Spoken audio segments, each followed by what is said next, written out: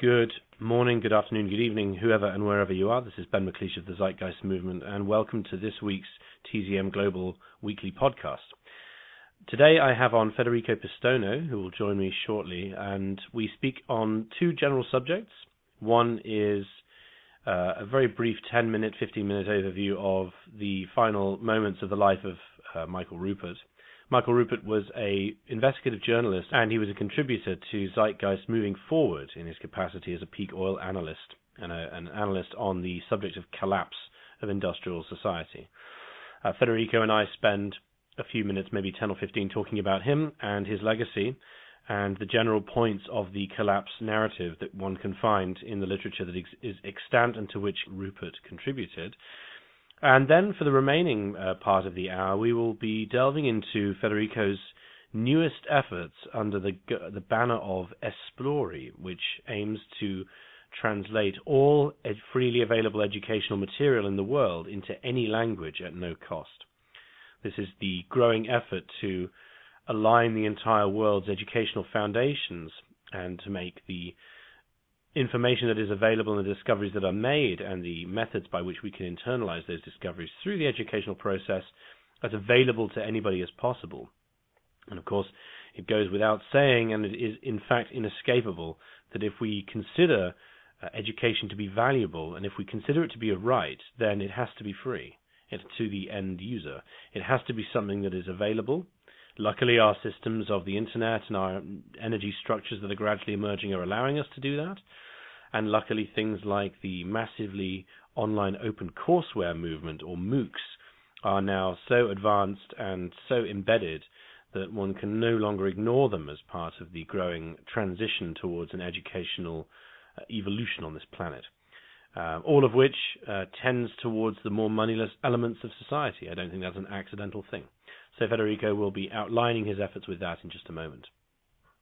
In other news, the Zeitgeist Movement will be doing 3 or 4 showcases at the Big Bang Science Fair in June, which we will be listing up on our website. These are science fairs for children that come from schools to come and have a look at lots of different ideas. We'll be showcasing the now a little bit dated Venus Project banners, which we will present as part of a train of thought for a resource-based economy. That'll be in a room. We're doing that at least at Doncaster Racecourse in London and in Cambridge, so we'll be having listings for those. Those, I'd imagine, will not be all that interesting for the average member of the Zeitgeist Movement. Rather, it's an effort that we are making essentially outside of the movement or in the broader public space of education to make sure that this happens. That's my indebtedness goes to Jim Phillips, who sorted that out for us. I will be at the one in Doncaster along with Liam Swords. And we will also in the upcoming weeks see the return of Jim Phillips to ZM Global, because he has hidden away himself and ferreted away his whole life onto a boat and has spent the intervening time coming up with 8 lectures which go through from the root causes of our issues to the sustainable solutions offered by the scientific understanding that we have now. Those will be running in pretty much consecutive order on ZM Global, and most likely will be added to the Zeitgeist Movement official channel YouTube page too, because he also created videos for them already.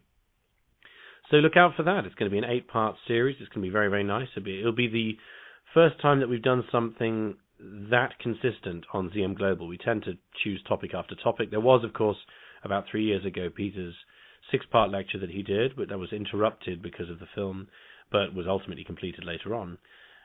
This one we're going to try and do in all 8 parts so we can get a real momentum going for that. As popular as the individual shows are, where we just pick a topic or find a person to interview or present a certain type of response or whatever, I think it should be an interesting effort to push a more cohesive whole, a multi-volumed approach on this radio show. And that's enough for me. On to my conversation with Federico, and thanks again for all your support, and have a wonderful week. Let me begin with a quotation before we do anything else. Yes. I thought I would read you this and ask you who wrote it.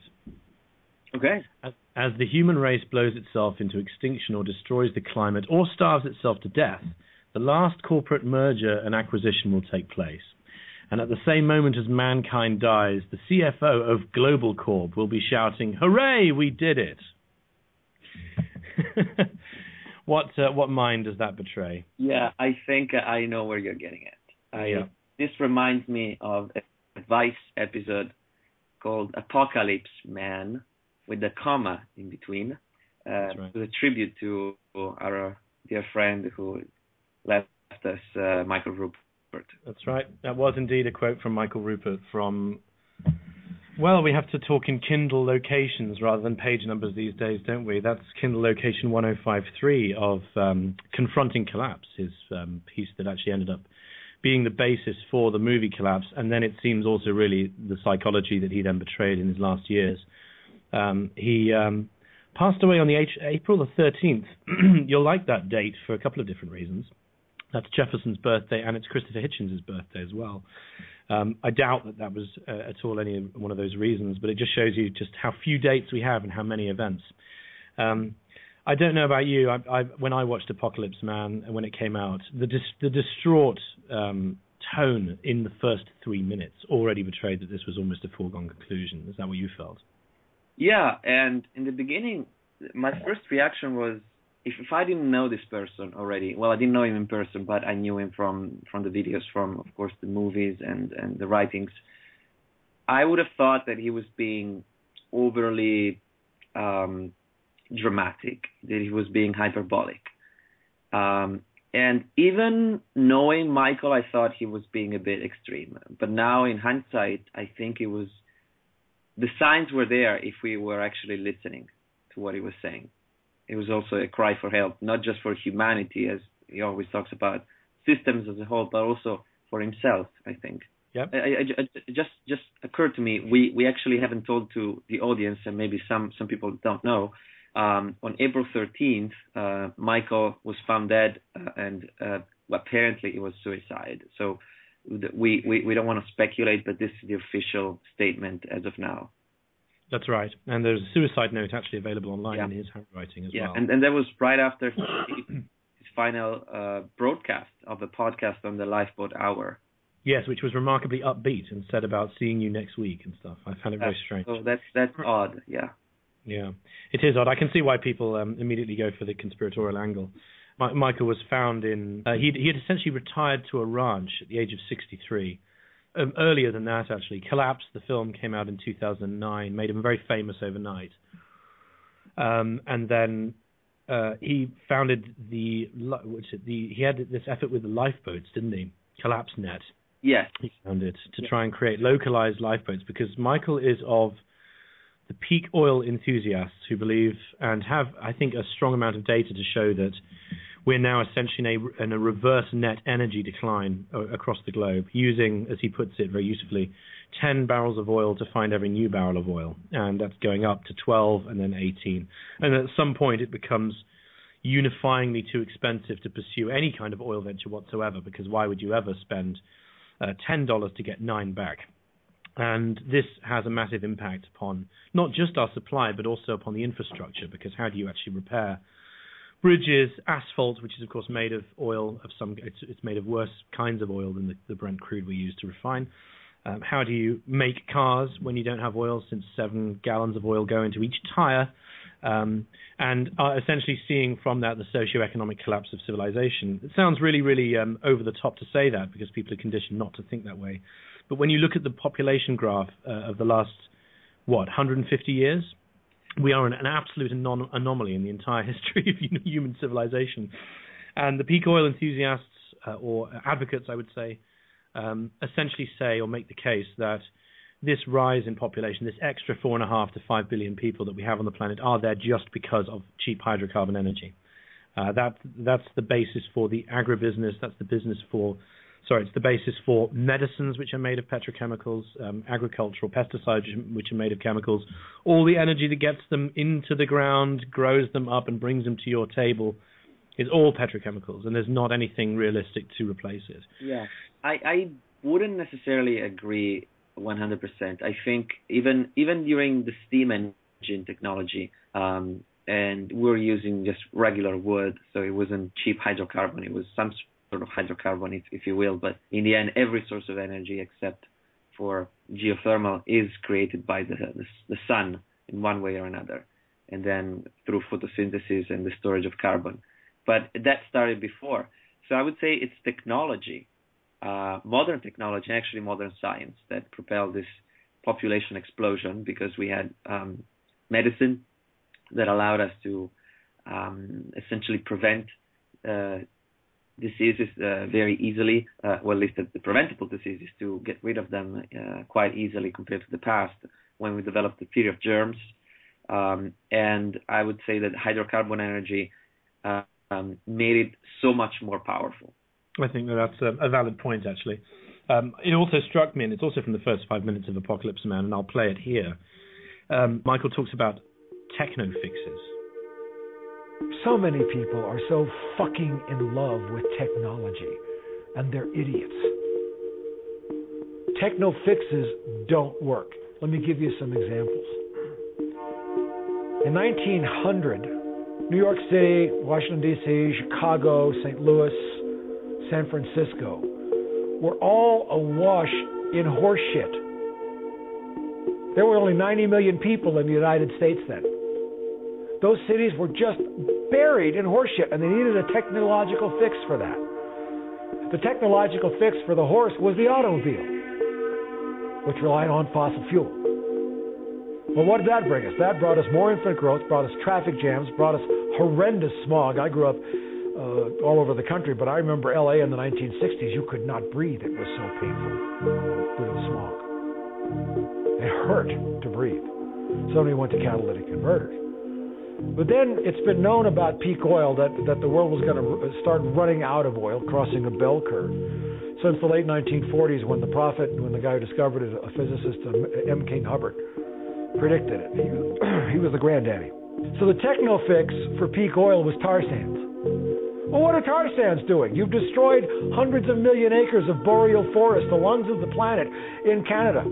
You burn copious amounts of natural gas, which we ran out of to boil water to wash tar sands. Look at the net energy input for that. You're burning natural gas, and oil or coal, whatever, to boil this water to wash the tar sand. You wash out this super sticky, poisonous substance called bitumen out, which is not oil. And then that has to be refined, and you destroy this most pristine boreal forest. It's killing the wildlife. It's infected the water table. It passes through pipelines. You know, the pipelines break and it destroys the ecosystems wherever it's exposed. So North America passed a natural gas cliff in 2002, 2003, conventional natural gas. You just drill a well and, burn it off. So the techno fix for running out of natural gas was fracking. Oh, great. Now you can set your water faucet on fire. You can poison yourself, give yourself cancer. You can send the poisons downstream and kill fish and destroy trees. That's the techno fix. So people who are looking to techno fixes for these problems are suicidal, and they're deluded, and they're stupid. That may all be true, but of course it's not the only techno fixes that are possible. There are, in fact, techno fixes that you could apply that would be the real resolution of actual problems rather than the continued pursuit of the cheapest version of a techno fix. I don't know how you feel. Yeah, I think so. Given the knowledge of the time, they had no idea that there was such a thing as smog that caused respiratory problems and cancers as much as we do now. So when they introduced the fix for the horse, they couldn't foresee the consequences that were, by definition, unforeseen at the time, given the lack of knowledge. So they were actually solving the problem. Then, of course, it turned out not to be the case for the environmental side, but it did solve the problem of transportation in many cases. And then, of course, as population grew exponentially, we had another set of challenges with all sorts of traffic jams. But you see, society evolves, and with it, people evolve, technologies evolve. And I think the point he was trying to make was that technology by itself doesn't solve anything if you don't have a right frame of mind. And I would agree with that. And he was taking kind of a larger approach, step back and see whatever fix you make through technology or whatever technique you use, there will be something else you need to account for. And if you're not thinking on a holistic sense, then you'll just end up with lots of problems. And the more sophisticated your approach is, the more insidious the problem will be, I think. That's the point he was trying to make, but maybe I'm just projecting my point of view in. No, it seems that way. I think it was an interesting yin-yang approach. He had a remarkable amount of pessimism. And who wouldn't, after 34 years of speaking from the wilderness being the name of his newsletter, which was read by members of Congress as well, and just being privy to the worst information possible. But then at the same time, there was a real hopefulness that he had, a real sense of enlightenment and appreciation for what he called the spiritual side of things. So rest in peace, Michael Ruppert. Thank you for what you did, and for anybody who's not familiar with his work, Confronting Collapse, which used to be called Presidential Energy Policy, is very worth reading. It's actually quite brief compared to his other work, Crossing the Rubicon, which is a sprawling, huge, terrifying work, which it ties 9/11 together with oil. It's probably the least conspiratorial of the conspiracy takes on 9/11, I think. And then, of course, Collapse, his film, and From the Wilderness, the website, which is still up, actually, that shows many, many years of being very, very much the first to break news in that way. So we shall pause for reflection on him, and instead of that, move on to you. Federico, would you tell the audience who you are? Okay. Let's see. I've been an activist for as long as I can remember, probably, from my teenage years. And one of the things that I did in my activist phase was starting various nonprofits for promoting environmentally sound solutions to the problems of society, for anti-corruption, anti-mafia legislation, all sorts of activities related to transparency in government, democratic participation, and all sorts of things. And in 2009, I started the Italian chapter of the Zeitgeist Movement, which I then coordinated for about 2.5 years. And then I became part of the lecture team and joined you, Peter, and all the rest in the various Z-Day events. I just recently spoke actually at Z-Day New York, which is where I'm living now. And so I've been doing a bunch of things, and now I have been involved for the past about 15 months in a project called Esplori, Esplori, Esplori, and it's a online learning startup. It's a website that we are building that will allow for anyone to teach, learn, or mentor anything, anywhere, in any language, preferably through video. So we think video is the way people connect and emotionally connect with others, and they can understand better. And that's why I think in the movement we use a lot of videos. Most anybody in the movement, I think, was drawn in through a video, either from the Zeitgeist film series or from one of our lectures, because video is such a powerful medium, and especially for learning things. And the inspiration came from great educators such as Salman Khan from the Khan Academy, who started this online school for anyone to learn for free. And I've been an avid user of the Khan Academy and a proponent of the system for a number of years, since the beginning, when it was very little known. And then, of course, the MOOCs, or massive open online courses, exploded about a couple of years ago with Stanford, Harvard, MIT, essentially putting up their courses online for free. So university or college level courses from very established and respected professors available for free on the web. And that seemed like to be like a game changer. And certainly it has been in certain respects, but I think some of the assumptions that we were making about education, or what I like to call learning, weren't really challenged. So essentially, they were taking the same exact approach of having a professor teaching something that was usually from an established institution with all that goes with it, and just putting that online on a video format, and maybe with a forum for people to kind of interact in some way and some multiple choice question and answers. Yeah, I don't think that is actually a way to revolutionize learning. Well, first of all, should I continue, or you want to ask questions? Because I don't know, I can talk for hours on this. Well, I was certainly counting on you to do so I can sit back in my in my job as host and do nothing. This is wonderful. Actually, I must say, as a side note, one of the big criticisms I hear from probably people from outside the movement is, "Oh, what do you guys do? You don't do anything." Now, that may be true of me. I certainly probably do nothing. Come on.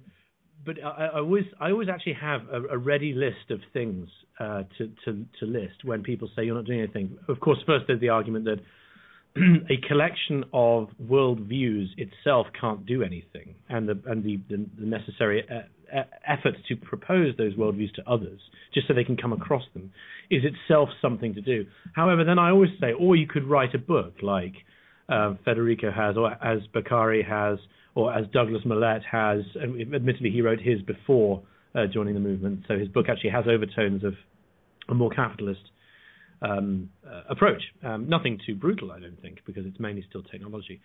Or you could go and found something real life, like the Toronto Tool Library, which now has two different areas, or Esplori, I use that as well, or the last thing you did as well. Your whole website, and in fact your whole general sub-movement of understanding this kind of stuff. Or you could enroll in the kind of crazy courses that you've done. There's actually a list of about 10 different things that I've found that people have done that are, literally structural implications for the world. So, well done on that. Tell me, what does Esplori actually mean, or is it just a noise you came up with? Right. So it's an inside joke because. Well, we believe that I should make first an introduction, then respond to the question more meaningfully. The value, I think, of learning as opposed to education is that learning is an active process where you are interested and engaged in the thing that you want to learn about. And so you go and look for knowledge. You seek out knowledge.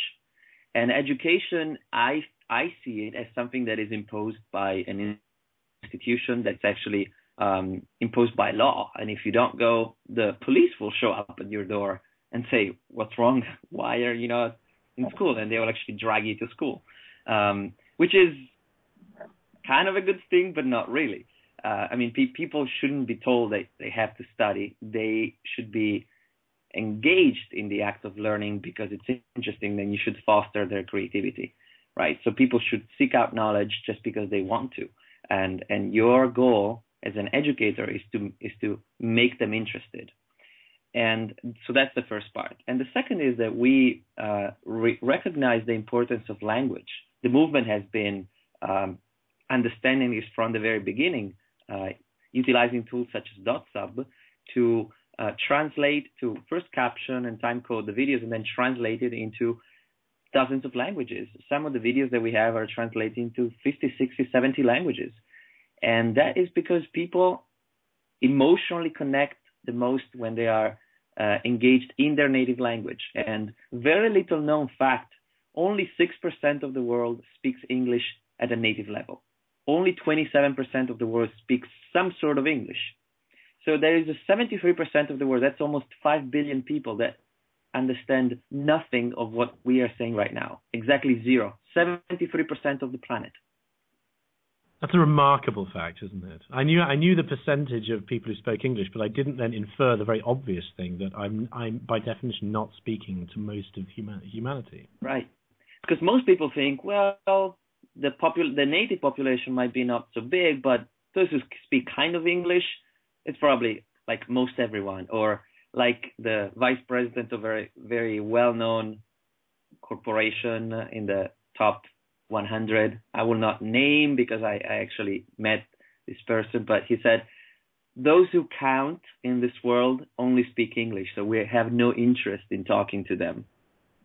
It's an amazing point of view to have, but right. So, I suppose that's the point of view that's forced upon you in that job. Right, exactly, because you can't monetize. So what we want to do is exactly the opposite. We don't care if we monetize that much. We want to make the business sustainable as to pay the people who work in the startup, because they are doing a job and they need to, in this system they need to receive a living. But we are after social impact. So we want to empower the 7 billion people of the planet, focusing on the 5 billion people that don't speak English. And that is essentially one of the main focuses of the website. Then we have other things that I'll talk about later. But the idea is to have people engaged in the act of learning because they want to seek out knowledge for themselves, because they're interested. And the second is we recognize the importance of the native language of the person. And we support natively 1,000 languages, meaning that our system is, the technology supports 1,000 languages. And we actually co-founded the company, the website, with .sub. So .sub is co-founder of the company. And we actually met kind of because of the movement, kind of because of Singularity University, because the CEO of .sub, David Orban, is one of the faculty members. And I went to Singularity in 2012. We met, we became friends. And then he kind of introduced me to the project. And then I met Michael Smolens, who's the chairman of .sub. And turns out he knew about the movement because he's been talking to Ray for a number of times. He gave access to the technology, which is .sub, has Fortune 500 companies paying large amounts of money for using the backend system, and they just gave it for free to the movement because they like us. That's right. I remember when that first came out, it was a big deal, and it was exactly the kind of quid pro quo that really helps. Is a technology transfer almost. Yeah, absolutely. So because of all this, I came up with an Esperanto word, Esplori, which means literally to seek out knowledge. And that's interesting. It sounds so much like the word explore. I'm presuming that's where it's come from, right? Right, because it comes from esplorare, that's Latin. So Esperanto was this constructed language that was supposed to become the lingua franca of the world, and it was created using common theme and common elements of the Romance language, the Slavic languages, the Anglo-Saxon languages, put them all together in a simplified format that would kind of appeal to the largest group of people in the world at the time when it was created, when they thought about that. And of course, they had a Eurocentric view, but realistically, if you exclude China and India, everyone else speaks kind of some sort of, well, I should rephrase. They weren't thinking about Asia a lot, but everyone else in the world speaks some sort of European language derivative. And so with that in mind, you could actually have the largest impact with a simplified mix of all these languages. That was Esperanto. And of course, it didn't catch up because languages are living beings. There are organisms that they evolve organically out of systems. You can't construct a formal language and think that people will use it to actually speak. They might use it for technical work, as we do in mathematics, but they won't be using it for speaking. So the idea of using an Esperanto word, it's an inside joke because we are opposed to something imposing a language to someone else, and that's why we support all these languages, but we are using an Esperanto word to convey the message. So it's a bit of a joke. I like it. So explain sort of the day-to-day of how it works. Where does the content come from, and is it live translated by your system? Like how have you gone about this? Right. So what we want to do is to create an agnostic technology to allow anyone who has some sort of knowledge that is worthwhile, and the people will decide that will be worthwhile, to be transferred, to be made available to anyone. So what that means is that let's say you are an expert at something. I don't know, you are an expert plumber or whatever, and you decide, I'm going to make a course on how to do plumbing properly in your house. And it will be a course that's 5 hours long, divided into 20 videos. And I have the videos, and they're right here. And you can go to Esplori. Well, we are building it now, but you will go to Esplori and create a course, Plumbing 101, upload your videos, and then you can decide if you want to make it available for free or if you want to monetize it. And that's up to the content creator. We don't decide that. We are agnostic in this regard. We, of course, promote by default the option of a Creative Commons license. So you have to actually opt out of a Creative Commons, not opt in like YouTube does. So it's kind of those kind of hidden design things to kind of promote the spreading of free knowledge. But it will be up to you.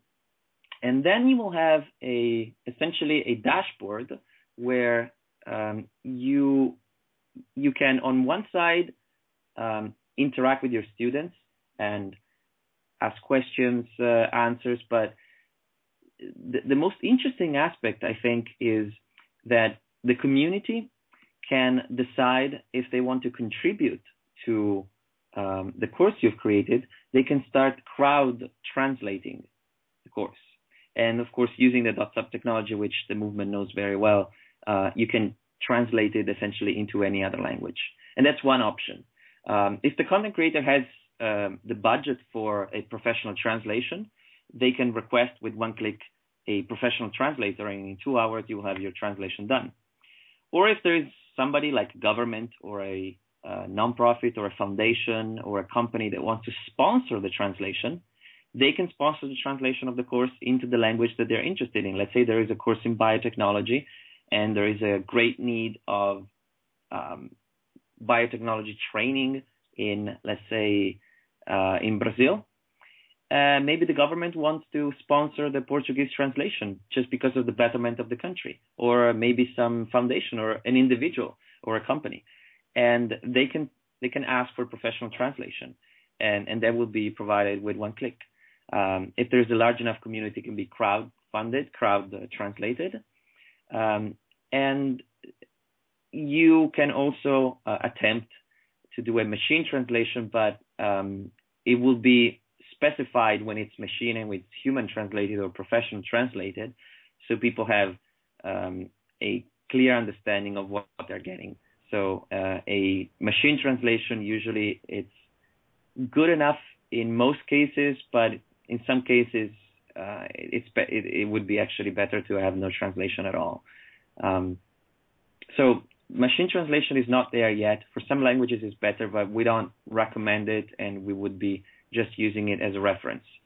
Crowd translation is a very interesting thing, and we have a tentative agreement that I can't speak of yet, unfortunately, but I would just say it's one of the largest, if not the largest, website in the world that does crowd translation. And then, of course, there is professional translation, for which the budget can be found in many different ways, as I have listed. So that's how we go about the translation aspect. But there are many other things that are, I think, even more interesting than translations and localization. The future of major education, or as you say, actually, I think I should use the word learning, is most definitely online. Having watched the rise of the massively online open courseware movement, just the other day someone posted something on Facebook about how almost everything that MIT does in terms of courseware is completely for free online. And then the various aggregators like YouTube have done this. Obviously, iTunes has done this. And then you've got all of the actual MOOC platforms as well that are mirroring exactly the same content. It very much is not just the future, but I would say mostly the present already, with the exception that, of course, to get accreditation, other than in the case of maybe a few MIT courses where you really can get accreditation for an online course, that's the chunk that's still missing. What do you, as somebody who has worked in this educational field, What do you sort of think is the main roadblock to getting MOOCs to be taken really seriously to the point of where you would actually hire someone, or where the completion of several courses lead to a quantitative change in the way that person's life works in terms of their employment, whether that's for money or not, depending on whatever the future model of that is? Right. I think that there are two aspects on this. The first one is what Coursera and edX is Harvard, MIT, and Princeton together, and Coursera is a bunch, more than 25 different universities. They have more than 300 courses now.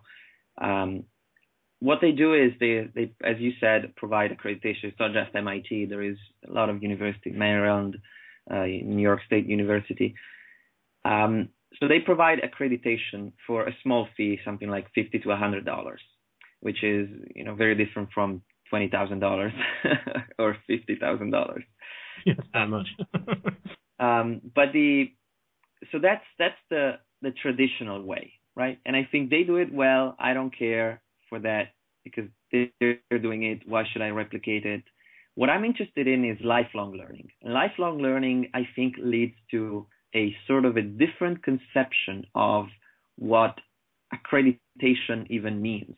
So we're not after accreditations from established institutions. We are after what we call a reputation economy, because I think in the future, a resource-based economy, it's some sort of reputation economy in the end, because resources are allocated and that's fine, but how they are allocated, I think it's based on reputation, because if you've done something, you've proved your worth, you will be given a project to work on such and such resources. And if not, like you're just somebody that comes out of nothing, you will have to join somebody else's project and prove your worth, because how can people trust you? That you will actually use the resource efficiently, or you would use it in the right way. So I think the economy of the future is reputation. And if you look at some specific sectors like computer development, computer programming, there are websites such as Stack Overflow where you have a profile that essentially gives an insight of how good you are at being knowledgeable about something in a specific topic, whether it is Python or Node.js or C++ development. Your profile will tell others how good you are, well, in that specific regard, answering questions, specific technical questions about that topic. And your GitHub account actually shows how many commits you've made, how many projects you've developed, how impactful were they. And the forward-looking companies like Google and Facebook, they don't care for your bachelor or postgraduate or PhD. What they care about is your GitHub account. They ask you, give me your GitHub and your Bitbucket and your Stack Overflow username, and we will judge you accordingly. So the forward-looking companies are already there as far as web development goes and general programming, computer programming. So what if we could find measures that are as objective as possible that actually account for everything? So they don't only account for how good you are in developing, how good you are in computer programming, but how good you are as a team leader or a teammate, or how empathic are you? How good you are developing a project and bringing it forward until the end? How good you are as a filmmaker? How good you are as so there is almost a limitless possibility, limitless combination of things that we should be, I think, measuring, but we are not. So all of your skills could be as objectively as possible evaluated in some sort of numeric value. And if you have a platform that actually is focused on lifelong learning on anything in any language, and it engages people in an active collaborative process, right? So that's the essential part, the active collaborative process. Meaning, if you go to a course in Esplori, it will be unlikely that you just follow the course. You will have to join you'll be suggested, but very much suggested to join a study group to work with others. And then those other people you've studied and worked with in a project, they will evaluate the work you've done at the end. How good you were as a teammate, how nice it was to work with you or to study with you. And then, of course, what you create will be showcased to the rest of the class. Maybe there is 1,000 people in your class, and you will showcase the work you've done. Maybe, let's say you're building a sustainable home somewhere and you have to build a prototype or a small part of it, and that's the course. You will show how you've built your prototype home, and you will make a video about it, and you will explain the challenges and if the rain comes, what happened, how long it took you, and all of that. And they could apply for anything. And so you can begin to imagine how different this is from, okay, let's learn Python coding from Code Academy. Very interesting. This reminds me of a book I've been banging on about recently, which is not new, and it might be known to you. Are you familiar with the work of Clay Shirky? Oh, absolutely. A cognitive surplus and all the rest. Yeah, that's the one I haven't read, but Here Comes Everybody very much reminds me of your project. Yeah, I met Clay in New York. I already knew him from the conferences, and then I actually met him in person. He's a great guy, and he actually invited me to speak at Columbia, where he teaches. I think that's Columbia or NYU. I can't remember. Anyway, I think I'll be joining his class one day and actually speak during one of his lectures. Oh, brilliant. Well, put in a good word to get him on TZM Global, because we would like to interview him. Not that I've tried to reach out to him yet, but you can start. But I really enjoy his take on how organization happens outside of traditional organizations, and how the ability to manifest complex work through complex interactions doesn't require the sort of wonderful pyramidal structure that we've become so used to with the old Second Industrial Revolution organization patterns. And it very much sounds like the way that you're employing reputation and the sort of what manifests to your profile through the interaction with other people is very much in line with the way that he sees how networks have enabled social interaction in that way. I suppose one thing that's really good about it is it's really hard to fake it. It's really hard to have a really good GitHub profile rating, to have that kind of reputation. And at the same time, it's actually really, really hard to make sure someone else has a bad rating, because it's such a balanced community, where it's like eBay ratings, the honest feedback mechanism. So it sounds like it'd be something that actually would sort of defy corruption on that level.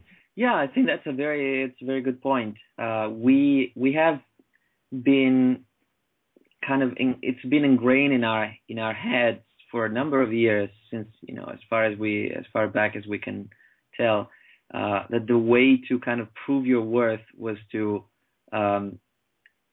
forge documents or to influence people, the right kind of people, in one way or another, through bribes, and sometimes through actual good work that eventually would be remunerated or recognized by a lot of people. But in this age, all of that is gone. And the self-selection of goodwill and good behavior becomes the standard. And that's what we want to recognize, and with that, empower people. And the additional layer that we put on the platform is the mentoring aspect. So let's say the common theme in all the websites where you learn something is typically you learn something at the expense of someone else, because you want to become better than them at a specific subject. So if you are learning Photoshop, you want to become the best Photoshop artist in your area or in your segment of the market, so you can competitively be outsmarting them and getting their jobs and so on and so forth. Okay, that's the usual competitive approach of blah, blah, blah. Okay, what if we apply a collaborative approach?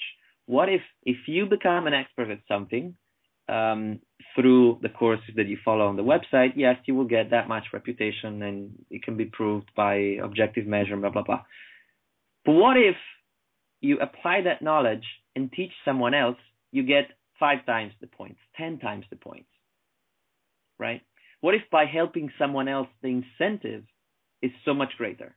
That would start a virtuous cycle of people helping others spontaneously. It seems to be a model that cannot be argued with, surely, given the manifest evidence we have that organizing things in the competitive way has been to the huge detriment both of the individual. We always think about people like the greats like Rudolf Diesel and like Edwin Howard Armstrong and all the rest of it, that were essentially consumed by the market they were trying to improve, and who ended up essentially getting killed or committing suicide after bringing, well, in the case of Diesel, the diesel engine, and in the case of Armstrong, FM radio, which is now, no one argues now that AM is better than FM for most of what it's used for. And wouldn't it be great if instead that there was a baseline to that, where innovation and learning and improvements are in fact encouraged rather than something you have to force through? That certainly makes sense. When do you expect to go live, by the way? What's the sort of general timeline for people who want to get involved? Right, so all of that depends on people getting involved. As of now, we have a team that is scattered all over the world. We have a community manager from São Paulo, Brazil. We have a developer, the lead developer actually the CTO in Brussels, Belgium. We have a lead developer in Italy, in Verona. And the 2 co-founders of the company are, of the website, the startup is Michael and David, and they live, one in New York and the other is in Italy. So we are actually looking for people who want to join the team and help us dream a reality. We have already started development some months ago, so we are already building actually the platform, and not just the platform. We're actually building the relationships with nonprofits, with foundations, with universities, with schools, with companies, to actually have people that will be testing the platform during the pilot program and putting their content inside, so that once we go live on version, the beta version, there will already be hundreds or even thousands of courses to choose from in various different languages. So it will not be a website where essentially it's empty and good luck with it. It will be, here is already thousands of hours of content, and you can build on top of that. And of course, all the free content that's available, that will be aggregated. So all the Khan Academy will be there. All the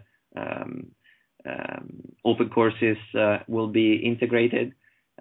We have to actually think which ones to kind of, if we want to have an editorial line, or if we want to just aggregate the content, that's a decision we still have to make, but essentially that's the plan. In terms of timeline, we are currently looking for seeking funding called angel investment. That's the first part of a startup process. By the way, this is a startup that has a social impact. So what we want to actually make is a business that is self-sustaining. So we are for-profit, meaning that we're not seeking grants all the time to just barely survive. We are for-profit because we want to be sustainable, but we have a social goal. So that's our mission. And if that goes against making more money, then we are okay with making less money, as long as we can have a large impact. And we're actually thinking of transforming it into a benefit corporation, which is the structure that Wikipedia has. So that's actually the Wikimedia Foundation. But yeah, so essentially that's what we're doing. So it all depends on people that want to join in. So we are currently looking for 2 kinds of people that can help. And in the beginning process, it could be one month, it could be maybe 2 or 3 months, depending on how quick we are getting the investors to finish the deal. But essentially, we are looking for one person that will help us with the raising of grants that we are using to complement the structure. So if you have any experience with nonprofits, with foundations, with government grants for innovation, for research, for education, and you can help us in the team, that would be amazing. So either in Europe or in the United States legislation, this will help us greatly because we are actually applying for many different research grants to get some money to actually pay the people in the team that are doing work now. They're doing it as a paid forward system, meaning that for now they are doing it on a side as a volunteer, but as soon as we get the money, they will be paid, of course. And then we're looking for developers, specifically web developers that have experience with Java, with Node.js, with the mean stack, so MongoDB, Angular, Node.js. So these are the technologies that we are working with. And if you have any experience with those kinds of languages, RESTful APIs, then you will be more than welcome to join the team. Actually, now that I think about it, every member of the team is in some sort of way connected to the Zeitgeist movement, because the the lead developer in Italy, he helped me start the movement in Italy. The CTO in Belgium is a sympathizer of the movement, and he actually knew of my project because he saw one of my lectures from the Zeitgeist movement and then checked up my name, and then he kind of found his way around. And the person in São Paulo, Brazil, came to one of my lectures during the world tour that I was doing for Robots Will Fill Your Job, but that's okay. So he saw one of my lectures at the University of São Paulo, and then he connected afterward the fact that I was from the movement because he was from the movement in São Paulo. And then again, after Googling my name, he was like, oh, he's from the movement. So it's kind of a weird set of coincidences. And of course, David and Michael have been involved with the movement by providing pro bono services for the translations of videos. Fantastic. It's one of the, it's something that happens, isn't it? The aggregate effect to enable humanity to work together, almost by definition, is going to overlap on a social level. You're going to end up finding that you're the members of at least one existing movement or group, and more and more and more. Where can people go, by the way? Is there like a signing up for offering their work, or do they need to email you? What would be the best way to petition for effort? Absolutely. So there is a website called Esplori.net. So that's ESPLORI.net, Esplori.net. And in there you can find a few videos where we kind of explain the project, and there is an interview that I did at the Telenor Youth Summit. I was invited last winter for the Nobel Peace Prize. I was speaking at the Nobel Peace Center with Telenor and the Nobel Committee, and talking about lifelong learning and kind of using education as a force for good in the world. And then there is a team section where you can see all the wonderful members of our team. And then there is an info at Esplori.net, an email address that you can also find on the website, where you can contact us and tell us if you want to join and what you can do. We also have I've also received a number of internship requests from NYU, Columbia, and Princeton. So we have a number of people maybe coming on board. I'm going to conduct those interviews on Monday or Tuesday. Will be like a full day, nonstop, half an hour straight, morning to until late at night. So that would be interesting. But I just realized that I haven't properly answered your question before, which is the timeline. So assuming that from the moment, say that we actually have a full-time team of people that we are paying, and so they're working full-time for the project, I expect to have in 6 months an MVP, which is a minimum viable product. So essentially, it's a website that our partners can use as a test during the pilot program. Then 3 months of pilot. So 6 plus 3, we are 9 months in we can have a private alpha. So people who have pre-registered on the website, and that's also, of course, for free, will have privileged access to the platform for testing. We'll have about 4 months of alpha testing, and then we'll come up with a beta. The beta will be a public beta, so it will be open to the world. And then the beta maybe will go on for 6 or 7 months, and then we'll have a stable version 1. So this is the timeline we are thinking of. Once we actually get the money, we raise the angel funding that it's necessary for paying full-time our developers and our everyone in the team. Nicely done. Fantastic. Well, it sounds like a wonderful project, and it's going to be fascinating to see how it pans out.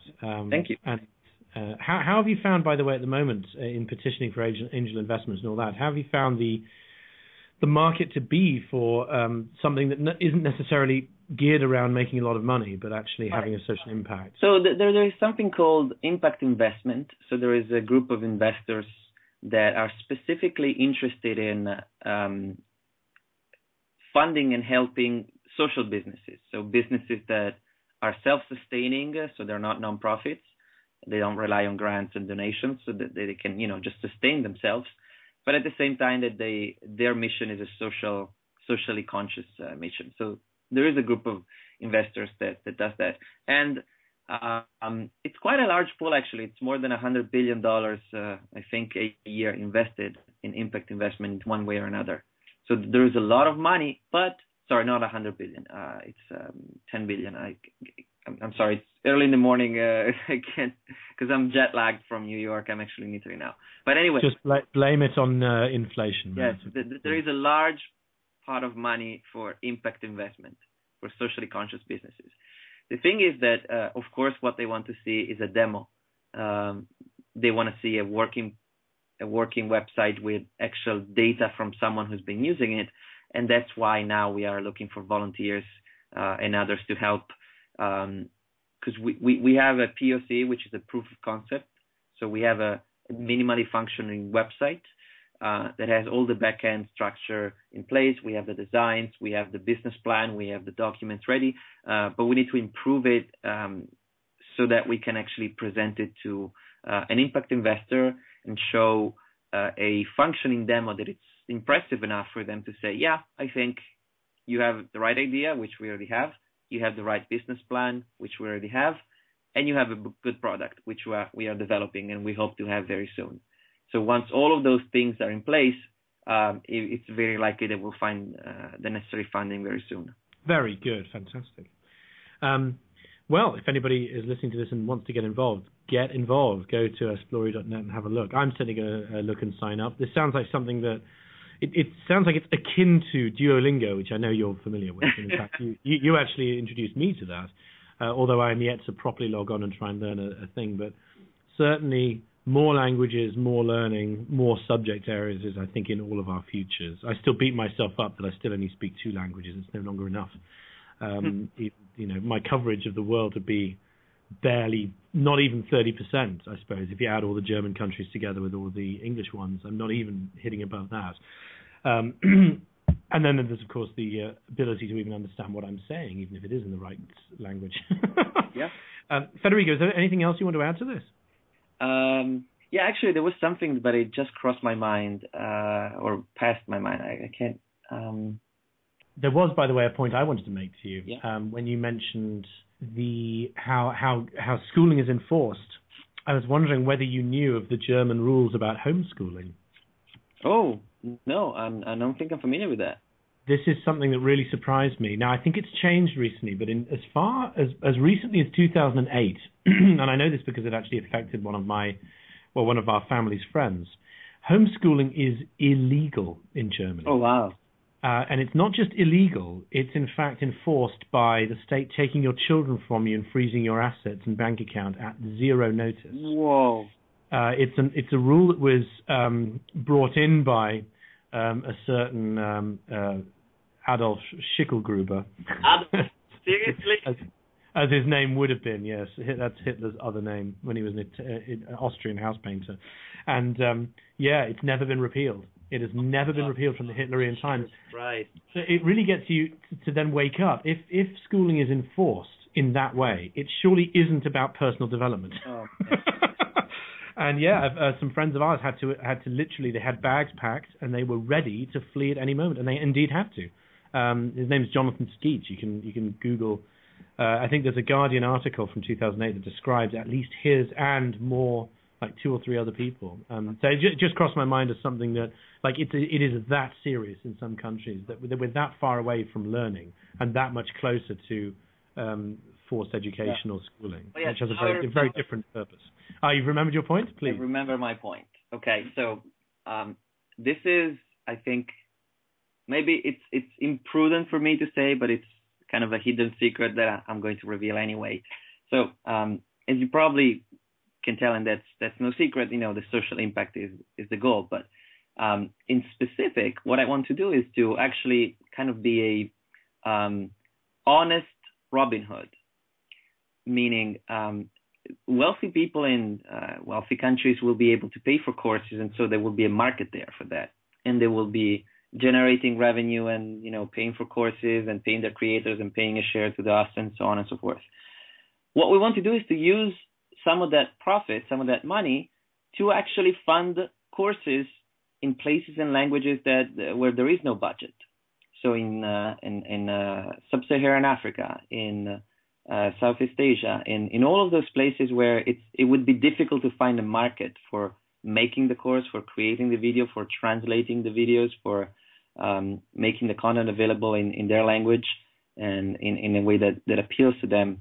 If there was no market for that, just because that there is no money available, we could use some of the money that we are making from the wealthy to actually fund those courses. And we're actually also thinking of some sort of scholarship programs for people who just want to learn, and we could pay them let's say this month you've learned, like, imagine if you're a student and for a number of months you've proved that you've been learning, you've been engaged in the community, you've helped a lot.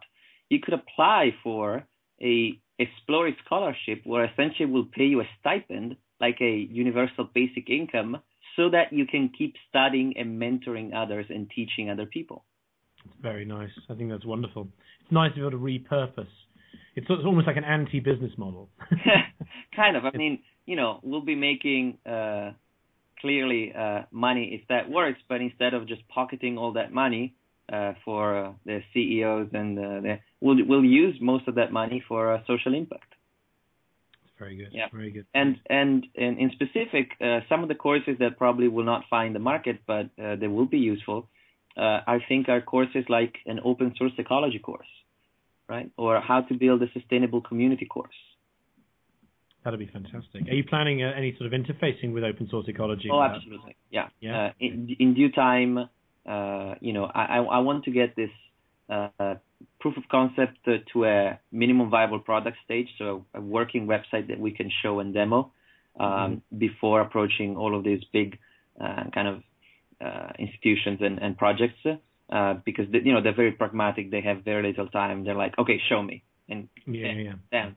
Okay. So so we want to get to that stage, and essentially, I think this is a kind of a stepping stone towards the resource-based economy. Yes, all of these things are, I think. People endlessly harp on about transition stages between societies.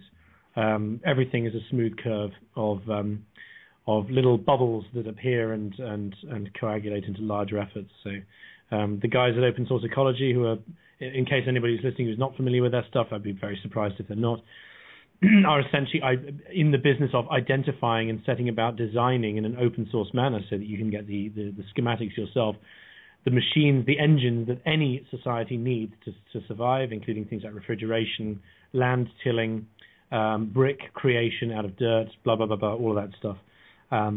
All of these efforts and all of these bits are all to do with the next level of human civilization on the planet, no matter what that looks like. Very good, sir. Excellent. Any final notes you want to make? Because it's been a really good overview of your efforts. Yeah, so thank you. I would just suggest anyone who's interested to sign up, because it's completely free and you will just receive news once the website is ready or once we have some significant announcement. So you can go to esplori.net and sign up for free. And if you have some skills, either in community management or in getting funding or in web development, then get involved and be part of our team. I think we all learn. That's why we study. That's why we read books. That's why we listen to podcasts. I think it's pretty clear that we are in an age where lifelong learning is very much needed.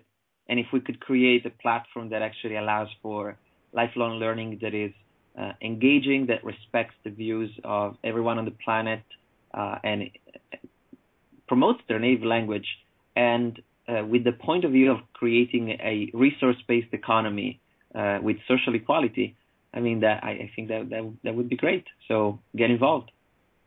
Absolutely. Federico, thank you very much for joining us. Thank you, Ben. Always a pleasure.